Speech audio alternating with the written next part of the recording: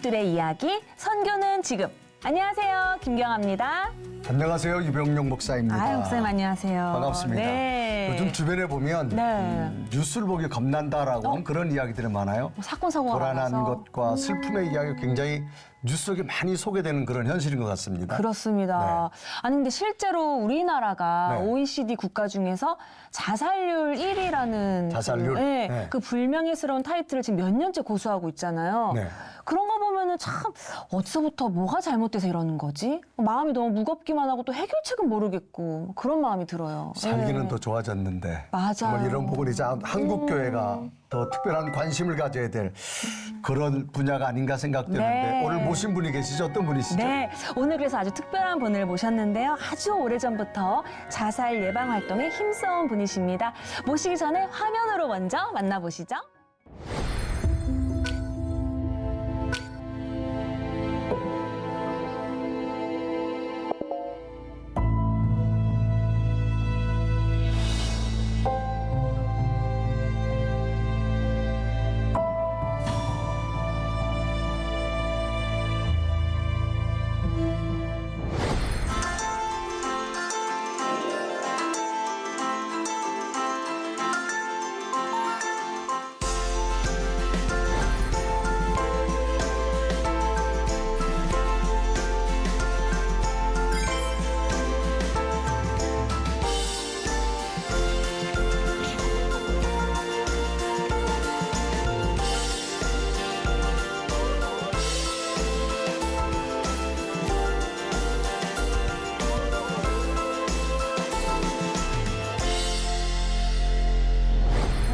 자, 목사님 안녕하세요. 반갑습니다. 네, 환영합니다. 어서 오십시오. 네, 반갑습니다. 세상에. 시청자분들께 인사 먼저 부탁드립니다. 예, 안녕하세요. 라이프호프 기독교 자살예방센터 대표를 맡고 있는 조성돈입니다. 아유, 세상에 반갑습니다. 네, 반갑습니다. 제가 조금 더 자세히 좀 소개를 시켜드려보자면요. 우리 조성돈 대표님이라고 말할 것 같으면 연세대 신학과를 졸업하셨습니다. 브레인이십니다. 네. 네. 독일에서 신학 석사를 받으셨고 실천 신학 박사를 마친 현재 목사님이시고요. 2012년에 기독교 자살 예방센터인 라이프호프를 설립하여서 자살에 대한 인식 변화를 위해 노력해 오셨고요. 이 같은 공로를 인정받아서 2016년 보건복지부 장관 표창을 받으신 국내 자살 예방 운동의 선구자 조성돈 대표님이십니다. 아유, 반갑습니다. 박수. 네, 지금 5천만 관중이 지금 박수. 아유, 좀 부끄럽네요. 자, 우선 그 목사님 만나게 돼서 반갑고요. 먼저 목사님 사역하고 계시는 이 라이프호프가 어떤 단체인가를 좀 소개 좀 부탁드릴까요? 예, 라이프호프는 2011년도에 설립을 했고요. 이후 지금 11년 넘게 지금 사역을 하고 있습니다. 저희들은 주로 캠페인 사업을 많이 하고 있습니다. 자살이 많은 게 이제 인식의 문제다라는 그런 생각을 가지고 캠페인 사업을 하면서 뭐 전국적으로 걷기 대회도 저희들이 진행을 하고 있고요. 특별히 중고등학교 학교에 가서 아이들에게 생명 존중 교육 하고 있습니다. 저희들이 이거 상당히 중요하게 생각을 하는데요. 기독교라는 이름을 가지고 일반 중고등학교에 가서 1년이면 한 3만 명 정도 저희들이 교육을 시키고 있습니다. 굉장히 예. 많이 하네요. 그리고 저희가 또 아주 중요하게 여기는 게 자살 유가족들을 돌보는 사업인데, 예, 유가족들이 종교하고 관계없이 저희들에게 많이 찾아오셔서 같이 활동을 하고 있습니다. 네, 그 목사님들 만나뵐 때마다 그 목회 방향이 다 이렇게 다른 것 같은 네. 거예요. 주님이 이렇게 다 이렇게 사역의 길들을 달리 정해주신 게 참 신기한데 우리 목사님께서는 어떻게 라이프호프를 처음 설립하게 되신 거예요? 사람들이 항상 물어보는 게 혹시 죽으려고 했었냐? 가족 중에 누가 유가족이 있느냐? 뭐 이렇게 물어보는데 네. 전 그런 게 하나도 없어요. 좀 특별하게 죽으려는 마음도 한 번도 가져본 적이 없고. 네. 어떻게 관심이 또 그렇게 또 제가 이제 공부한 분야가 네. 목회 사회학이라는 겁니다. 목회 사회요? 네, 그래서 이 교회나 목사님들이 사회 문제를 어떻게 이해하고 접근할 건가 여기에 대한 공부를 하고 가르치고 있는데 우리 사회에서 뭐가 제일 문제일까 봤더니 자살이 높은 거예요. 자살률이. 네. 그래서 이건 교회가 해야지. 생명 살리는 일인데 마음만 고쳐줘도 이게 큰일인데 싶어서 제가 이 일을 시작을 했는데 자살이라는 거는 교회 입장에서는 구원 문제랑 결부가 돼가지고 상당히 꺼려하는 부분이고 죽는 문제는 또 교회가 얘기를 안 하려고 그래요. 다 잘 되는 얘기하는 걸 원하지. 교회들이 별 관심을 안 갖고 상담하시는 분들도 보니까 이건 중증이에요. 고쳐서 빨리 나아야 그 다음 단계를 넘어가는데 자살 위험까지 간 사람들은 쉽지가 않거든요. 다들 외면을 하시더라고요. 그래서 자꾸 한 발 한 발 들였는데 실은 교회 쪽에서 제가 이 일을 시작한 게 아니고 일반 사회 자살 예방 쪽에서도 일을 하다가 보니까 이쪽이 상당히 험한 쪽인데 교인들이 많더라고요. 오히려 그래서 우리가 기독교 이름 걸고 해도 좋겠다 싶어서 이제 단체를 설립했는데 실은 단체 설립할 때 제 마음속에는 단체를 설립해서 도망가야지 이 생각을 했어요. 설립하고 왜 도망을? 제가 본직이 교수가 있는데 이건 제 자원봉사로 하는 거거든요. 근데 이게 자원봉사로 할 수준이 아닌 거예요. 그렇죠. 점점 일이 커져가지고 그래서 이렇게 설립까지 도와주고 전문가들에게 맡기고 가야겠다 생각을 했는데 약간 좀 틀어지면서 제가 하게 됐어요. 참 이렇게 목사님이랑 이야기하면 지금 이제 첫 만남이지만 참 이렇게 좋은 것만 바라보시고 행복한 이야기만 나누실 것 같은데 하고 계신 사역들을 보면 참 우리나라가 너무 안 좋은 사건이 많잖아요. 근데 저는 뉴스로만 접했지 실제로는 이게 그렇게 자살률이 높단 말이야? 잘 체감이 안 돼요. 실제로 우리나라의 자살률이 그렇게 높은가요? 네. 그렇죠. 자살률이 25명 이렇게 나오고 있는데요. 인구 10만 명당 한 해 자살로 인해서 죽은 사람의 숫자입니다. 그러니까 인구 10만 명이 있으면 그중에 이제 25명이 한 해에 자살을 하고 있는 거죠. 네. 1년 동안에 12,900명. 그래서 한 13,000명 정도가 자살로 인해서 죽고 있고요. 이걸 365일로 나누면 하루에 35명이 자살을 하는 거죠. 그러니까 어떻게 보면 저희들은 전쟁 치르는 것 같아요. 1년이면 육군 1개 사단 정도 되죠. 13,000명 정도 되죠. 그렇죠. 그러네요. 네. 1개 사단 전멸입니다. 그리고 요즘 초등학교 교실에 아이들이 한 20명, 25명 뭐 이렇게 있으니까 35명이면 하루에 한 1.5개 반. 그래서 두 학급이 없어지는 거죠. 예. 그러니까 정말 우린 전쟁과 같은 상황을 보내고 있는 거죠. 이게 어떻게 보면 제가 재난이라는 얘기를 써요. 이거 뭐 재난이라는 게 있지 않습니까? 최근에도 여름에 홍수 나가지고 오송에서 그런 일이 있었는데 그런 일처럼 막 우리들이 이런 일을 닥치는 거예요. 근데 한 해에 13,000명씩 죽는 사람이 생긴다라는 거죠. 근데 문제는 뭐냐 하면 그런 재난은 한 번 하면 끝나야 되는 거잖아요. 그렇죠. 홍수가 나서 어느 지역에 누군가 죽었다 그러면 거기 제방도 쌓고 뭐도 하고 해야 되는데 우리는 이걸 매년 겪고 있는 거예요. 그러니까 자기가 뭐 이렇게 병으로 죽거나 사고로 죽는 게 아니라 자기가 스스로 선택한다. 이거는 분명히 막을 수 있는 일인데 이 일을 못 막고 있다. 그럼 이건 상시적 재난이다. 좀 그렇게 생각을 하고 있습니다. 그러니까 재난에 관해서 사망자 숫자가 보도되면 사회적 관심과 국민의 관심이 전부 집중되잖아요, 사실. 그렇죠. 근데 이 자살로 죽는 숫자가 하루에 한 37명이라면 대단한 숫자인데요. 우리나라에 이렇게 자살률이 많은 이유가 도대체 뭔가요? 저는 이게 그 생명의 가치를 우리가 어떻게 가지고 있느냐. 전 이 부분이라고 저는 생각을 해요. 네. 그러니까 우리나라가 원래 자살이 많았던 나라가 아니거든요. 네. 지금 이제 자살률이 25명이라고 그러는데 IMF가 오기 전까지만 해도 우리가 10명밖에 안 됐어요. 지금 이제 저희가 OECD 국가 중에 자살률 1위 한 지가 벌써 20년 다 됐는데 세상에나 세상에. 98년 이전까지는 OECD 평균보다 못한 거였습니다. 그럼 이 이후에 우리가 뭐가 달라졌느냐 생각을 해보면 가치관의 변화죠. IMF 이전과 이후의 변화라고 그러면 이게 돈 중심의 사고죠. 그러니까 돈, 성공 여기에 너무 매몰되다 보니까 자꾸 거기에 이제 경쟁이 붙고 사는 게 힘들어지고 이렇게 되는 거거든요. 그러면서 이제 우리들이 지금 잃고 있는 게 뭐냐? 이게 생명은 절대적 가치고 돈은 상대적 가치잖아요. 근데 이 위치가 바뀐 거죠. 돈이 절대적 가치가 되는 거예요. 그래서 돈을 잃어버리면 살아야 될 이유를 댈 수 없는 그런 사회가 되고 만 것 같아요. 그러다 보니까 모든 사람들이 다들 불안한 거죠. 부자가 돼야 내가 살 수 있고 뭐가 성공을 해야 되고 살 수 있고 그러니까 그걸 못 쫓아가는 자기 현실을 바라보면 많이 힘들 수밖에 없는 상황인 거죠. 그러니까 딛고 일어서는 그 간증이 없어지고 그냥 바닥에 떨어지면 그냥 그게 인생의 끝이 돼버린 그런 사태가 된 건데 그래서 그럴까요? 우리 대한민국의 중심이잖아요. 40, 50대 그 중년이. 근데 40, 50대 남성분들의 자살률이 제일 높다고 하는데요. 예, 네, 맞습니다. 그러니까 자살률이라기보다는 숫자입니다. 절대적 숫자. 50대가 제일 많습니다. 아, 그래요? 예. 아이고야. 어떻게 보면 우리 생각에 그렇지 않습니까? 사회에서 제일 강하고 힘 있는 사람들이 40대, 50대 남자들이잖아요. 뭔가 그렇죠. 성과를 네. 이룩한. 네. 그렇죠. 근데 이게 이제 이 시기에 이 사람들이 제일 위험한 때인 거예요. 그러니까 직장 생활 하다가 이 나이쯤 되면 관두고 소상공인 시작했다가 뭐 가게 하나 시작했다가 대부분 또 어려워지거든요. 네. 그 망하고 그럼. 이러면 이제 갈 길을 잃는 거죠. 본인이 생각할 때는 본인은 다들 무슨 직장에 무슨 직책, 연봉, 수입 뭐 이런 걸로 자기를 생각을 했었는데 이게 한순간에 이제 무너지는 거예요. 근데 문제는 뭐냐면 그 다음에 적응해서 살아야 되잖아요. 그렇죠. 네.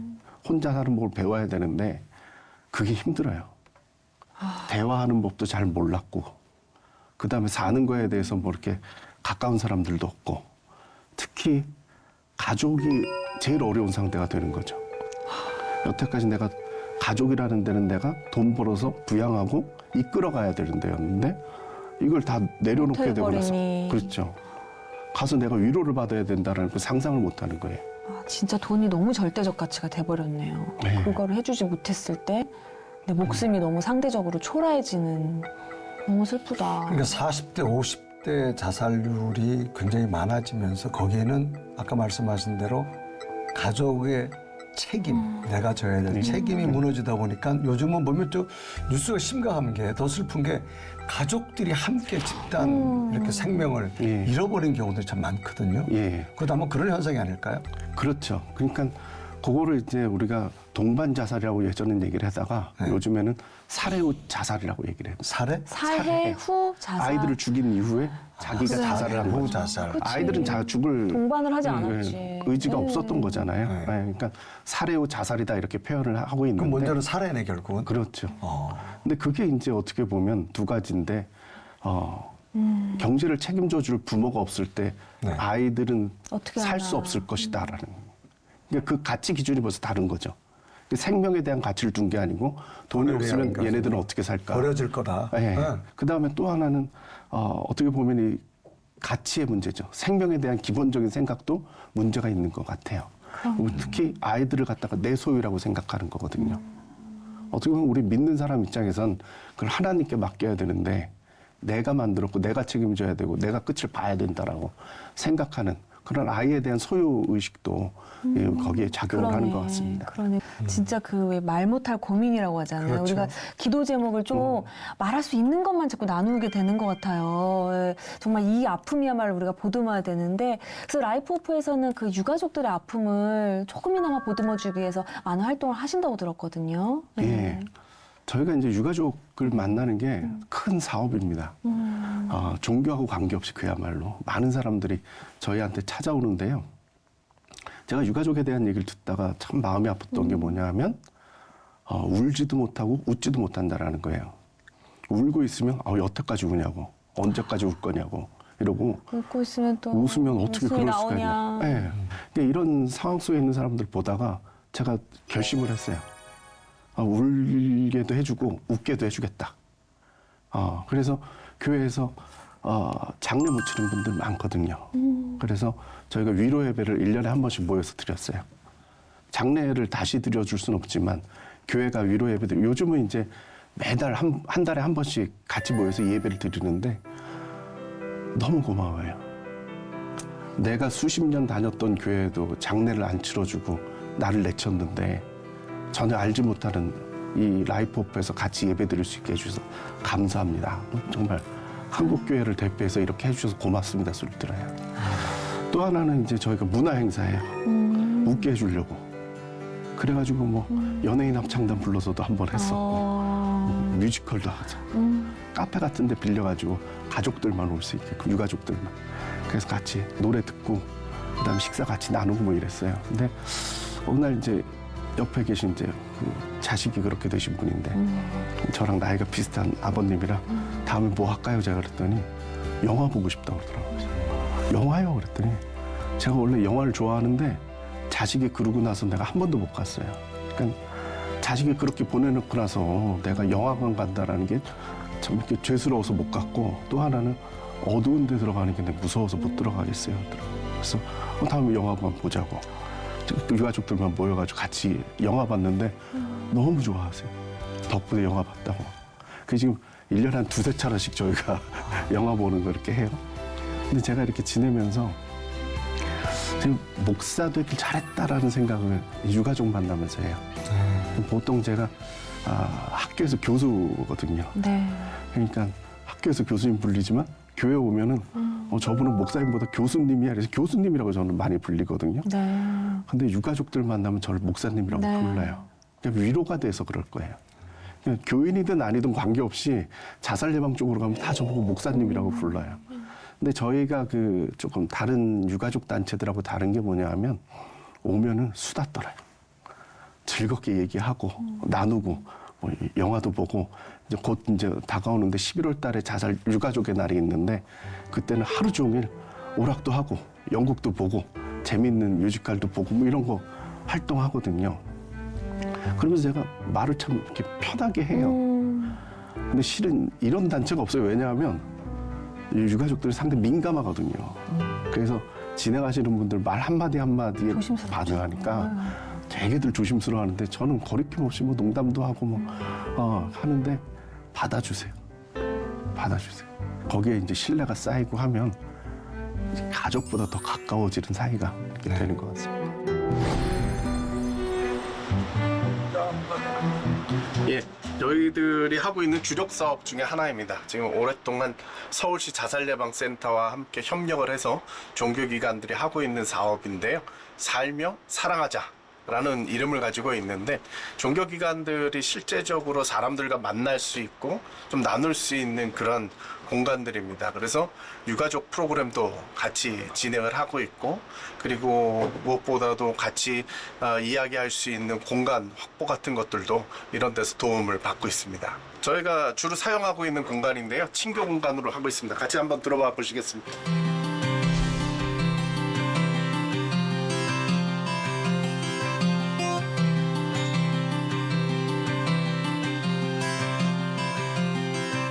네, 지금 오신 공간은 저희들 친교실입니다. 회의를 할 때도 많이 사용을 하고 있고요.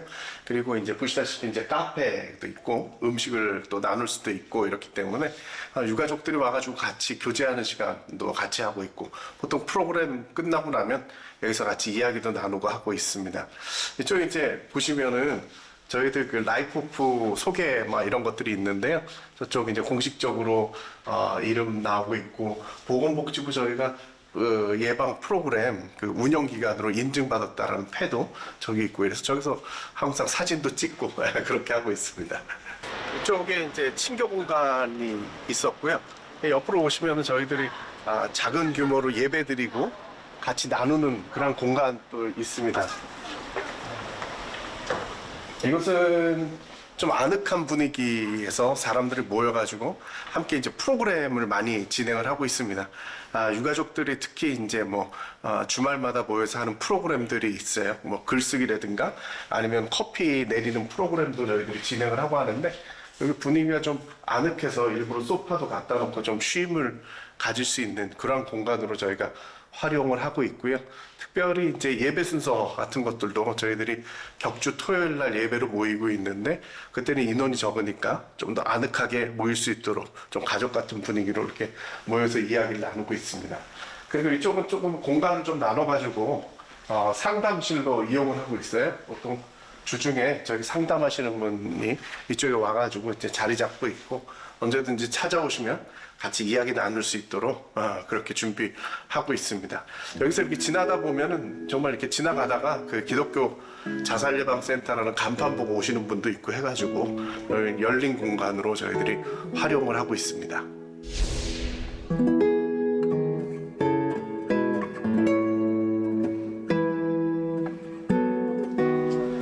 이쪽은 저희들이 사무를 보는 사무실입니다. 직원들이 여기서 업무를 보고 있고요. 여기가 메인 사무실로 사용하고 있고, 또 이제 옆방에 가시면 또 한 군데가 있는데, 이쪽에 이제 뭐 다양한 물품들이 있습니다. 사무실 볼 수 있는 컴퓨터도 있지만 뭐 그동안 저희들이 사용했던 여러 가지 물품이나 뭐 기념품이나 행사하는 그런 물품들도 여기 다 모여 있습니다. 저희들 이제 직원이 6명이 있고요. 예, 정직원하고 파트타임까지 해가지고 저희들이 같이 하고 있습니다. 특히 뭐 정부에서 지원해주고 있는 프로젝트에 같이 활동하고 있는 그런 직원들도 파트로 활동하고 있습니다.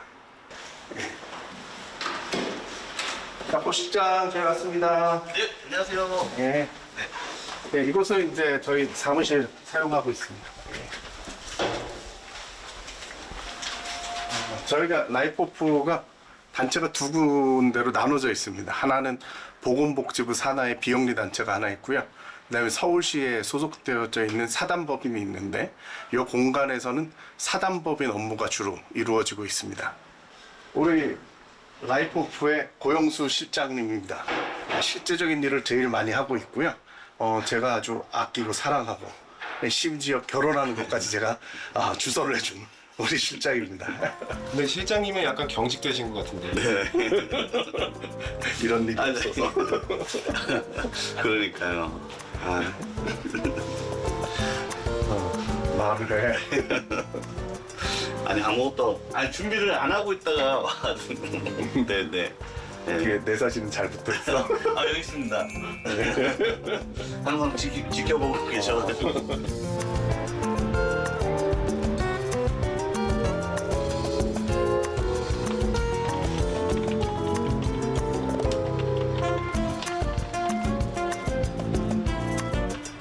사무실에서 근무할 때 대표님이 자리에 안 계시지만 항상 이렇게 사진으로 보고 계시다라는 마음으로 열심히 일을 하고 있습니다. 대표님 좀 강압적이신가요? 저렇게 사진 가지고 저희가 그런 건 아니고요. 너무 또 이렇게 자상하시고 또 친절하시고 항상 믿어주셔서 편하게 일을 할 수 있도록 마련해 주셔가지고 너무나 제가 존경하고 감사하고 있습니다. 정말 편안하신 거죠? 그럼요. 네네. 제가 웃고 있잖아요.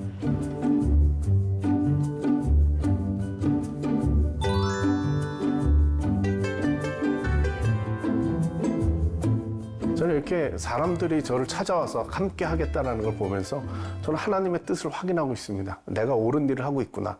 하나님께서 이 일을 기뻐하시는구나를 확인하는데 이들과 함께 주님께서 주어주시는 기회대로 또 쫓아서 이 일을 감당하면서 사람 살리는 일을 열심히 해보려 합니다.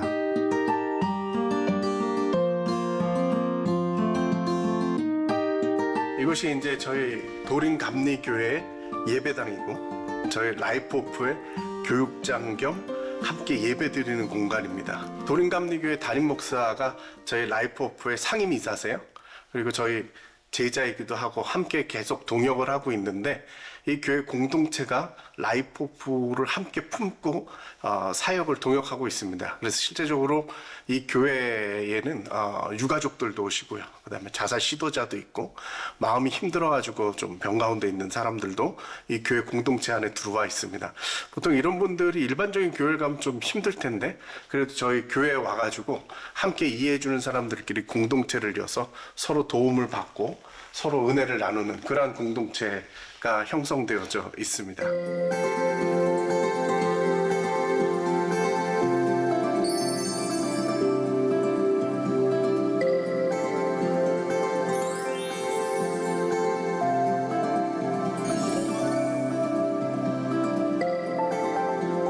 일단은 하나님께서 참 많이 도와주신 것 같아요. 이 땅에 이 자살의 슬픔이 없어질 때까지 이 라이프오프 전문 사역과 함께 또 교회도 그분들을 섬기고 그분들이 회복할 수 있을 때까지 뭐 하나님 나라 마지막까지 하는 게 목표라고 할 수 있겠네요.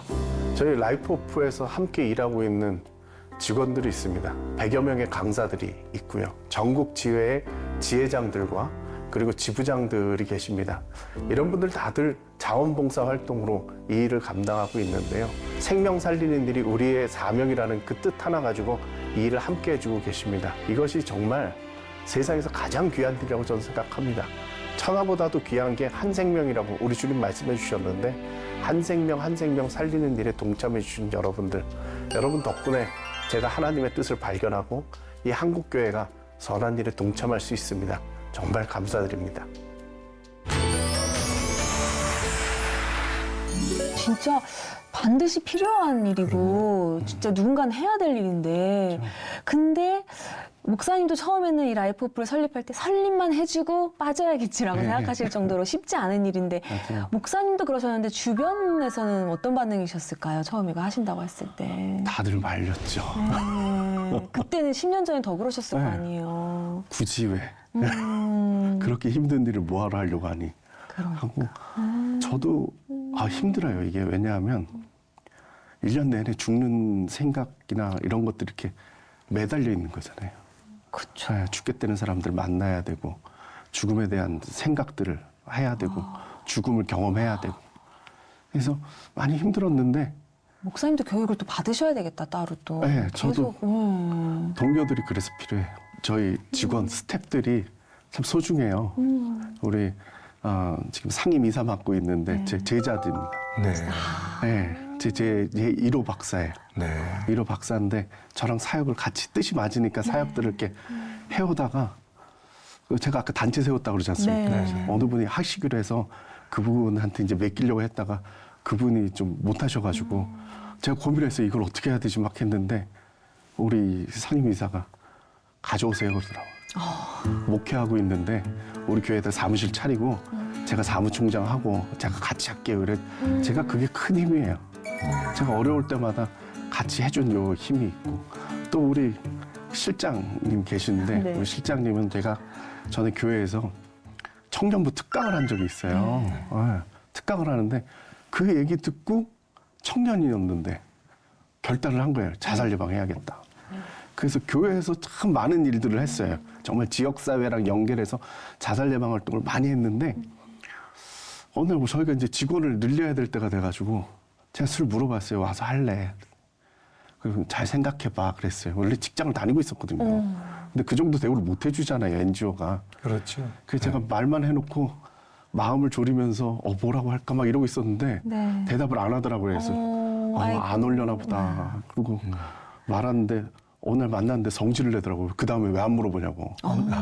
난 결심을 했는데 오라소리를 해줘야 내가 갈 텐데. 내가 스스로는 못 오겠으니 이러면서 그 친구 왔는데 너무 열심히 해요. 그래서 집을 안 가고 맨날 그러더니 저 여직원하고 연애를 해가지고 결혼을 했어요. 집에를 안 갈 이유가 있었네. 그래서 이 가정까지 이루고 하고 있고 또 저희 스태프들이 몇 명 더 있는데 저희 제자도 있고 정말 뭐 너무 미안하죠. 자기 사역 계속 했었으면 훨씬 더 뭐 대우가 더 좋았을 텐데 네, 와가지고 같이 하고 막 이렇게 하는데 무슨 생각이 드냐면 하나님이 이 일하는 게 옳다라고 확증을 나한테 주는구나. 그분들을 통하여. 네, 좋은 사람들을 붙여주는 걸 보니까 하나님이 이거 좋게 보시는구나라는 그런 생각이 듭니다. 할렐루야, 진짜. 네. 아, 자기들 유가족들 위로 뭐 이런 거 참 굉장히 그들에게 감동을 주는데 중요한 거는 이런 자살이 일어나지 않는 그런 어떤 동기가 필요한데 여긴 여러 가지 충격도 있을 거고 교육도 필요할 건데 어떤 자살 예방에 관한 프로그램 또 어떤 캠페인 이런 것들 주로 어떤 게 있습니까? 예, 저희들이 하는 일들은 먼저 이제 중고등학교 가서 교육시키는 게 있어요. 교육시키는 거예요. 예, 저희가 학교 이제 밤마다 강사들을 배치해가지고 교육을 시키거든요. 네. 그러면 이제 원래는 이제 학교가 1년에 2번씩 자살 예방 교육을 시키도록 돼 있어요. 의무적으로. 커리큘럼에? 예, 예. 근데 예산은 없어요. 재밌는 일인데 위에서 이제 교육을 시켜라 했는데 예산은 없어요. 그래서 학교 가서 만나서 저희는 이제 그 강사비를 줘야 되잖아요. 네. 그러니까 저희가 모금을 하기도 하고 학교에서 마련하기도 하고 보건소에서 또 지원하기도 하고 교회 후원 받기도 하고 뭐 해가지고 그걸 진행을 하는데 한 3만 명 한 해에 교육을 시켜요. 많이 시키네. 네. 저희는 이게 참 자부심이 정말 귀한 있어요. 사역이네. 네. 예. 이게 기독교 이름 들고 요즘 공립학교 이렇게 들어갈 수 없잖아요. 네. 근데 저희는 돼요. 그 왜 그러냐면 저희가 가지고 있는 프로그램이 보건복지부 인증 프로그램이 있기 때문에도 그렇고 또 하나는 이게 참 중요한 부분인데 생명에 대한 거는 종교계가 나설만 하다라는 거예요. 저희 자살 예방하는 사람들끼리 하는 얘기가 뭐냐면 자살 예방 교육이 성교육 비슷하다. 반드시 필요한 거예요. 네. 옛날에 성교육하면 애들 괜히 자극시켜가지고 맞아. 애들 더 그런다 이런 네. 소리 많이 들었는데 지나고 나니까 꼭 시켜야 될 네. 교육이었잖아요. 자살 예방 교육도 마찬가지거든요. 지금 당장 교실에서 애들이 죽는 애들이 있거든요. 2022년도에 전라남도 청소년 미래재단이라는 데서 그 이제 국가기관인데 조사를 했어요. 전라남도 학생들을 대상으로 조사를 했는데 실제적으로 자살을 생각해본 애들이 한 20% 돼요.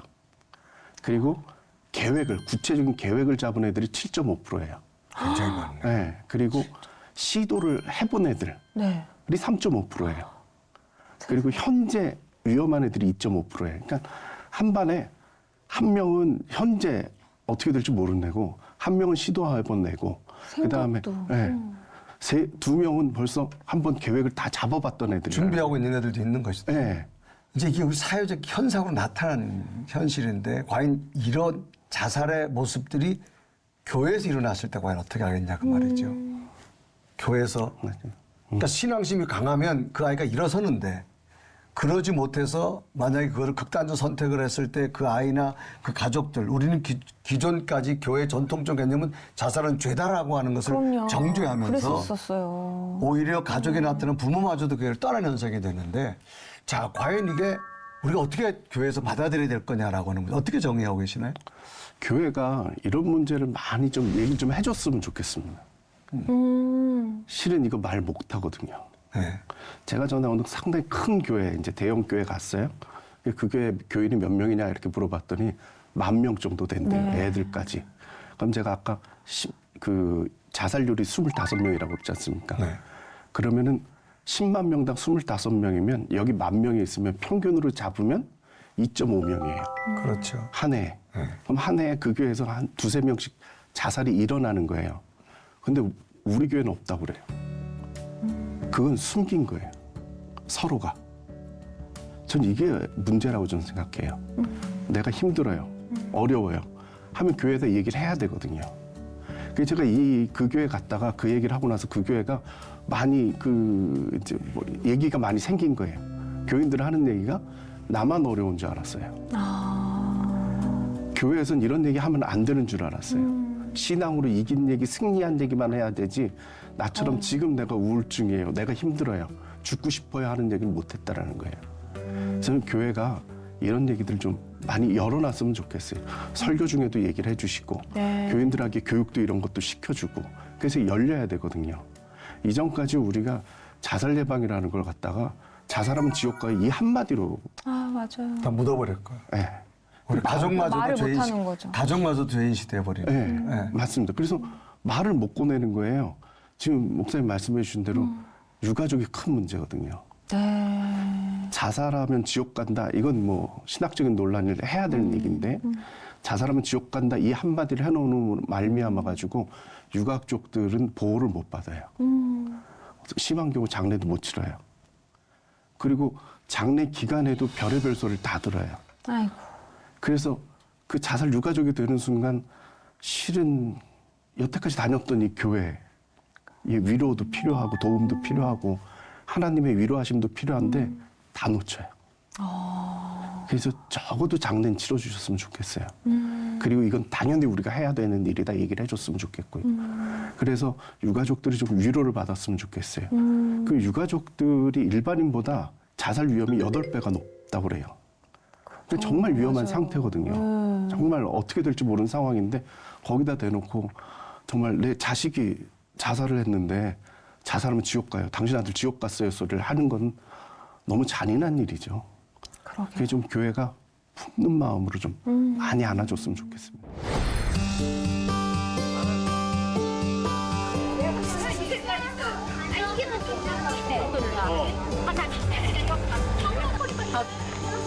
그거랑 똑같이 빼놨어. 9월 둘째 주일이 생명보듬 주일입니다. 이때 이제 전국교회가 함께 이 생명을 선포하는 일을 하자 이런 마음으로 생명보듬 주일을 만들었는데요. 과천교회에서 이 뜻에 동참하셔서 이 생명보듬 주일을 같이 지키자고 말씀을 해주셨습니다.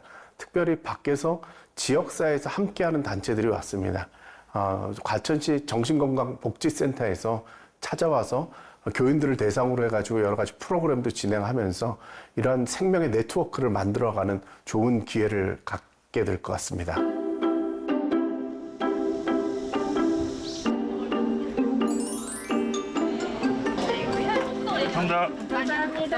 가방 하나 가져갈게요.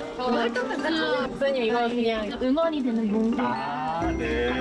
누구 다른 사람한테 주라고? 네, 네, 네. 네. 연락한다. 알겠습니다. 지금은 거꾸로 된 것 같아요. 이런 자살 예방 캠페인은 교회에서 하는 게 좀 좋다고 생각되는 이유가 조금 사람들에게 편하게 다가갈 수 있기 때문에 그렇지 않나 생각이 되거든요. 교회라는 거는 나눔이고 그다음에 사랑할 수 있는 단체이기 때문에 아무래도 자살을 생각하는 사람들에게 조금 더 쉽게 다가가서 그 사람들을 생명으로 끌 수 있지 않을까 생각합니다. 그리스도의 복음을 전하는 교회 안에서 이렇게 생명의 소중함을 다루는 자살 예방 캠페인을 같이 교회와 함께 할 수 있어서 너무 좋은 기회인 것 같고요. 저희 교회가 이런 캠페인을 펼칠 수 있게 여러 가지로 협력하고 도움이 될 수 있어서 제가 이 교회를 다니는 게 너무 자랑스럽고 네, 좋아요. 너무 좋습니다. 그리고 지금 시대가 많이 힘들고 방황하는 그런 영혼들이 많은데 교회 안에서 그런 정체성도 좀 갖고 가치관도 확립하는 좋은 기회가 됐으면 좋겠습니다.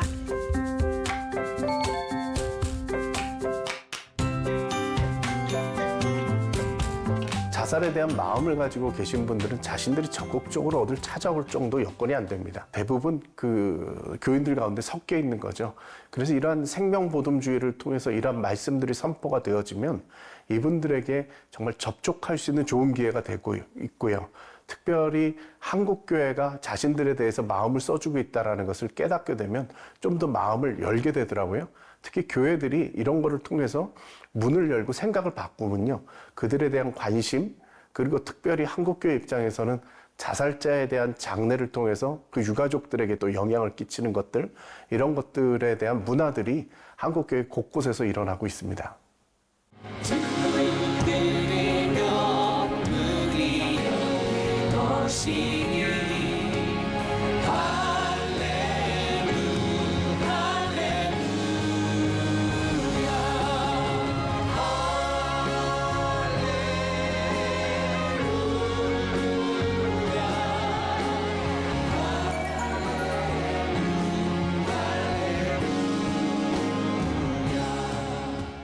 이게 참 재밌어요. 뭐냐 하면 목사님들이 되게 불안해하세요. 네. 이런 걸 했다가 교인들 반응이 어떨까. 네. 근데 실제 해보면 사람이 훨씬 많이 와요. 자기 일이거든요. 그렇죠. 누구나 한 번씩 가지고 있었던 그런 마음들이니까. 이게 상당히 중요한 부분이거든요. 예, 안녕하세요. 이 과천교회 상당히 제가 감사한 마음을 가지고 있습니다.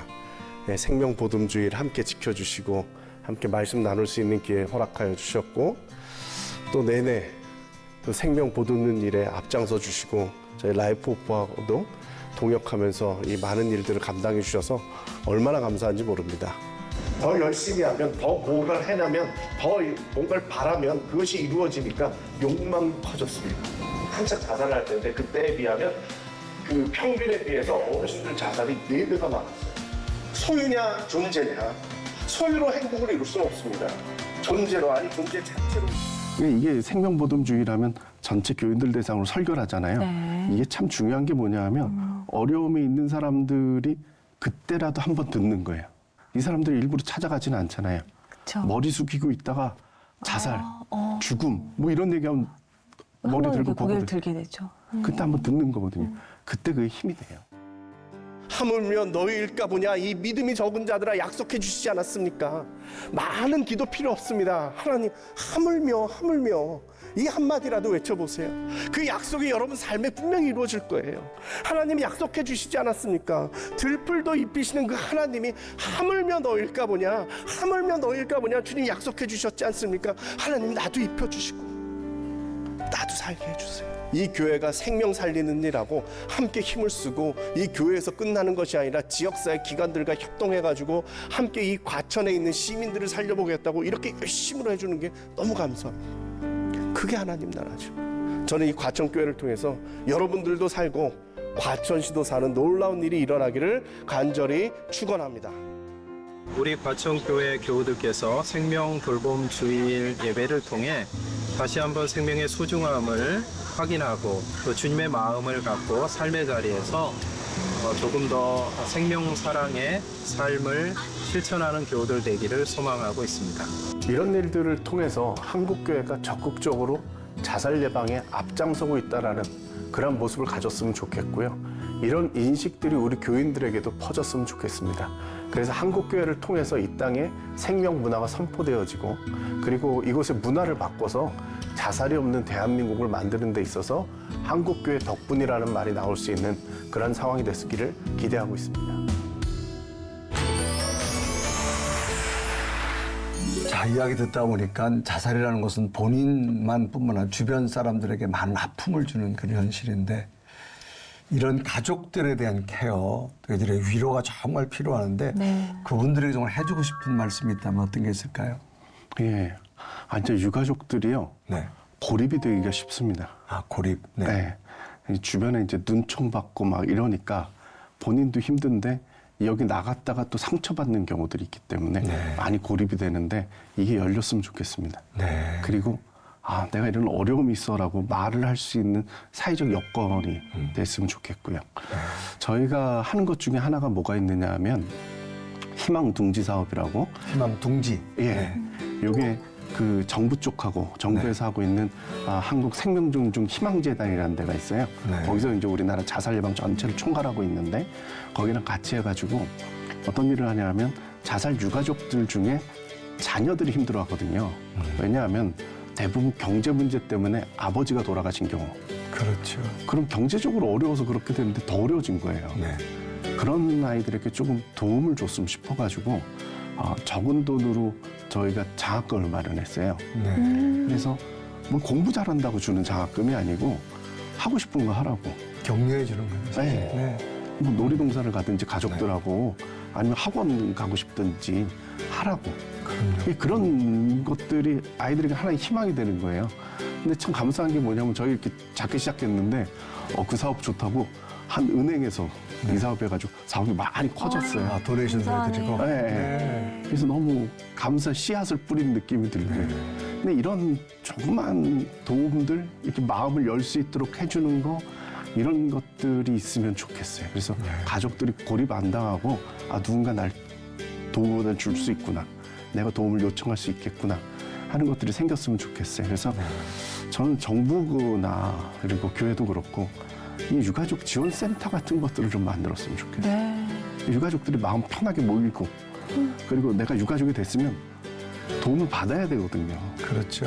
네, 그 도움을 편하게 요청할 수 있는 그래서 그런 것들이 곳곳에 있구나라는 걸 좀 가르쳐줬어요. 그러니까 제가 목사님하고 대화하면서 느끼는 게 우린 자살은 멀리 있다고 느껴졌잖아요. 네. 그러니까 이게 우리에게 가까이 있다라고 하는 거. 그럼 가까이서 사람이 찾아갈 수 있잖아요. 예. 어떤 그런 시스템 구축이 맞습니다. 정말 우리 주변에서도 어떤 행정기관을 통해서 일어났으면 참 좋겠다 그런 생각이 드는 것 같아요. 네, 네. 그게 상당히 좀 중요하다고 생각하는데 네. 특히 이제 이런 경우가 있어요. 저는 그 마포대교에 이제 자살이 많다고 그러잖아요. 네. 그 파출소 가보면 거기에 이제 요즘은 좀 줄었는데 1년이면은 900몇 명이 자살 시도하고 이제 데려가는 거예요. 파출소에서 잡아가요. 요즘엔 딱 데려가요. 어머. 이렇게 보통 거기 있으면 뭐 CCTV나 다 네. 이렇게 돼 있어가지고 시도 못 하거든요. 그냥 잡아가요.